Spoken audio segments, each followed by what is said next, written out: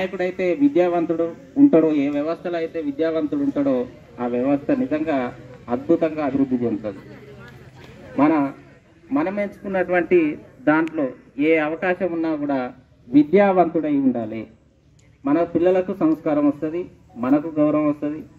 ఏ రంగంలోనైనా అది ఏ కార్యక్రమంలో అయినా కూడా మనం ఒక విద్యావంతుడిని తయారు చేసినట్టయితే ఖచ్చితంగా దాంట్లో పురోగతి ఉంటుంది.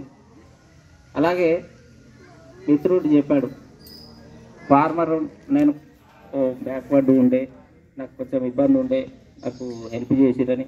నేను ఈ వేదిక ద్వారా కూడా నేను ఒక విషయం చెప్పదలుచుకున్నా. ఖచ్చితంగా ఇంకా రానటువంటి విద్యార్థులు ఎవరైతే ఉన్నారో వాళ్ళందరినీ కూడా ఒక గ్రూప్గా తయారు చేసి ఖచ్చితంగా దాంట్లో కష్ట సుఖాలే కాదు, ఎవరికి ఇబ్బంది ఉన్నా మనమంతు సాయంగా చేసేటువంటి విధంగా దానికి ప్రణాళిక కూడా తయారు చేస్తాం.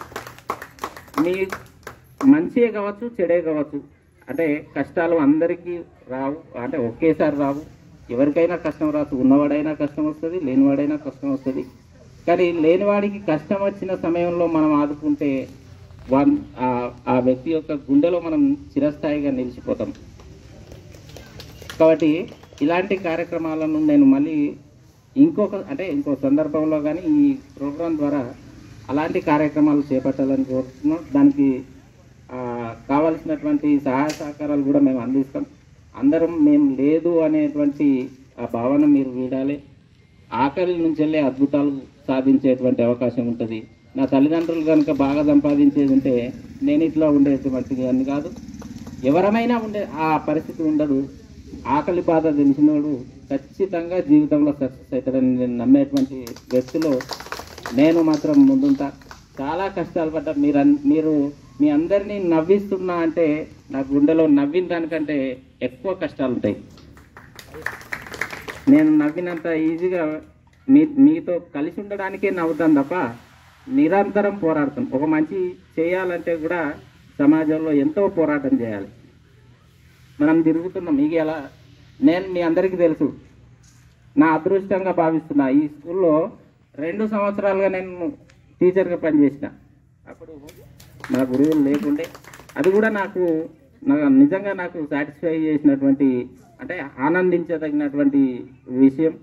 దాని ద్వారానే నేను ఎంతో అంటే నాలెడ్జ్ని సంపాదించుకోవడం కానీ, లేకపోతే సొసైటీలో ఎట్లా మెదలాలనేటువంటి అవగాహన కూడా నాకు ఈ పాఠశాల నేర్పించింది. ఎన్నో రకాలుగా నాకు జ్ఞానాన్ని ఇచ్చినటువంటి పాఠశాల వాస్తవంగా చాలా రోజులు. ఇందులో ఒక విషయం కూడా చెప్పాలి. ఈ స్కూల్కు నా మిత్రుడు రాజుగారు 25,000 రూపాయలు ఇచ్చి ఈ పాఠశాలకు పెయింట్ వేయించిండు. సరే, తాను చెప్పుకోలేకపోవచ్చు, కానీ మన గురించి మనం చెప్పుకోవడం కాదు. ఎప్పుడైతే మనం ఇతరులను గౌరవిస్తామో ఆటోమేటిక్గా మనకు సమాజం లోపల గౌరవం దక్కుతుంది. ఇలాగే ఈ పాఠశాలను అభివృద్ధి చేసి మనం చెప్పడమే.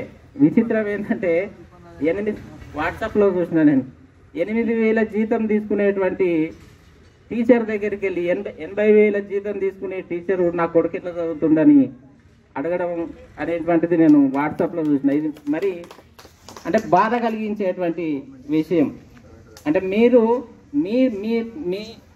మీరు చెప్పినటువంటి బాటలో ఎంతోమంది మంచి పొజిషన్లోకి వెళ్ళిరు. మీరు ఎంతోమంది ఇక్కడ కాకపోయినా తర్వాత వెళ్ళినటువంటి స్కూల్లో కానీ మీరు చెప్పదగినటువంటి విద్యార్థులను తయారు చేసిన మీ లోపల కూడా ఈ సామాజిక బాధ్యత రావాలి. మీరు ఎక్కడైతే పనిచేస్తారో ఆ పరిధి లోపల ప్రభుత్వ పాఠశాలలో చదవడానికి మీరు కృషి చేయాలి. ప్రభుత్వ పనులను కాపాడాలి. రాజకీయ నాయకులు ఎవరు కాపాడలేరు. ఎప్పుడైతే విద్యావంతులను సమాజం టీచర్లు తయారు చేస్తారో, ఎప్పుడైతే సమాజం లోపల విద్యావంతులు తయారవుతారో ప్రశ్నించే తత్వం ఏర్పడుతుంది. కాబట్టి రాజకీయ నాయకులు కూడా దీన్ని నిర్వీర్యం చేస్తున్నారు. కాబట్టి సామాజిక బాధ్యత, మీరు గురువులు మీ దగ్గరికి వెళ్ళి రావాలని నేను మనస్ఫూర్తిగా కోరుకుంటున్నా. ఏ రాజకీయ వ్యవస్థ కానీ, ఏ స్వచ్ఛంద సంస్థలు కానీ ఏవి కూడా విద్యావంతులను తయారు చేయలేవు, చైతన్యం తీసుకురాలేవు. టీచర్లు మీరు తలుసుకుంటే ఏదైనా చేయగలుగుతారు. ఏదైనా